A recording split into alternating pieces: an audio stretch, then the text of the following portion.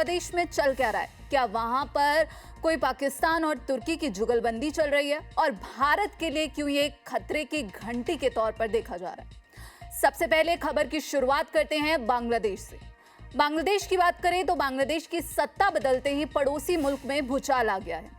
BNP प्रमुख तारिक रहमान को प्रधानमंत्री पद की शपथ लिए अभी 24 घंटे भी नहीं हुए थे कि ढाका के एयरपोर्ट पर एक खास मेहमान की लैंडिंग होती है। ये मेहमान कोई और नहीं बल्कि तुर्की के राष्ट्रपति एर्दोगन के बेटे बिलाल एर्दोगन है।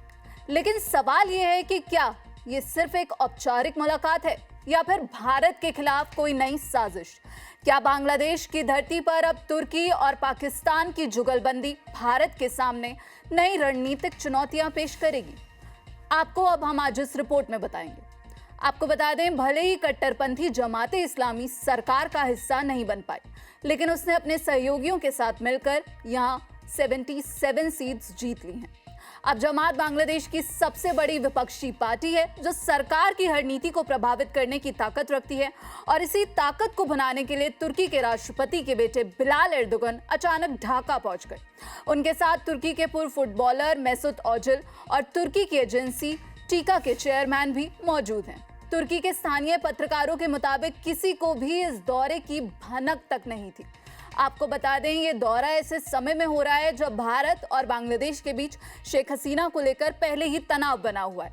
लगातार बांग्लादेश की तरफ से कहा जा रहा है कि हम शेख हसीना का मुद्दा भारत के सामने उठाएंगे, और ये भी कहा जा रहा है कि तारिक रहमान बांग्लादेश के प्रधानमंत्री बने हैं, तो क्या शेख हसीना का मुद्दा भारत और बांग्लादेश के रिश्ते में अड़चन बनेगा? ये सवाल लगातार बना हुआ है। लेकिन अब वापस अगर तुर्की की बात करें तो यहाँ पर तुर्की के एर्दोगन के बेटे की एंट्री बांग्लादेश में एक नई यहाँ पर सवाल जो है पेश करती है। आपको बता दें कि जब उनका प्राइवेट प्लेन ढाका के एयरपोर्ट पर उतरा तब जाकर उन्हें उनके बांग्लादेश दौरे की जानकारी हुई। तो यहाँ पर पत्रकारों के द्वारा ये कहा जा रहा है, जो तुर्की के पत्रकार हैं, आपको बता दें, ढाका पहुंचते ही बिलाल एर्दोगन ने उस मेडिकल सेंटर का उद्घाटन किया जिसे जमात की स्टूडेंट विंग इस्लामी छात्र शिविर ने शुरू किया था, और जिसे फंड तुर्की की एजेंसी वही टीका ने दिया है। छात्र नेताओं का यह कहना है कि ये औपचारिकताओं से आगे की दोस्ती है, लेकिन भारत के लिए ये दोस्ती किसी खतरे की घंटी से कम नहीं है। अब आप सोचेंगे कि आखिर हम ऐसा क्यों कह रहे हैं, क्योंकि सवाल है कि आखिर इससे भारत क्यों चिंतित है, या फिर भारत के लिए चिंता का मुद्दा क्यों है। आपको बता दें कि खुफिया एजेंसियों को यहाँ पर यह शक है कि तुर्की की ये संस्थाएं बांग्लादेश में पैन इस्लामिक विचारधारा को बढ़ावा दे रही हैं। लालमोनेरहाट जैसे इलाकों में तुर्की के प्रोजेक्ट्स अब जांच के दायरे में हैं। यहाँ डर इस बात का है कि ये संगठन स्थानीय राजनीति को प्रभावित कर भारत विरोधी माहौल तैयार कर सकते हैं, जो जमाते इस्लामी के एजेंडे से मेल खाता है।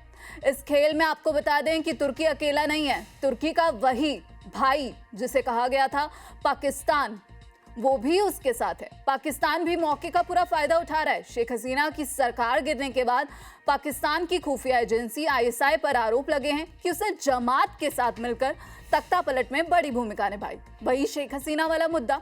अब हसीना के जाते ही आईएसआई के डेलीगेशन ने ढाका का दौरा किया। उसके बाद ही बांग्लादेश के संस्थापक शेख मुजीब के घर को निशाना बनाया गया और भारत विरोधी कैंपेन तेज कर दिए गए।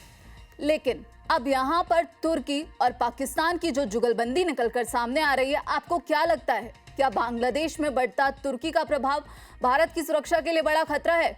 क्या भारत अपनी नेबरहुड फर्स्ट नीति से इस चक्रव्यूह को काट पाएगा? हमें जरूर बताइएगा, क्योंकि अब हम जो है दूसरी खबर की ओर बढ़ेंगे। और दूसरी खबर जानने से पहले आपको क्या लगता है कि क्या बांग्लादेश में अब फिर से एक और खेल होने की तैयारी है, और क्या भारत के लिए एक बड़ा खतरा बनेगा?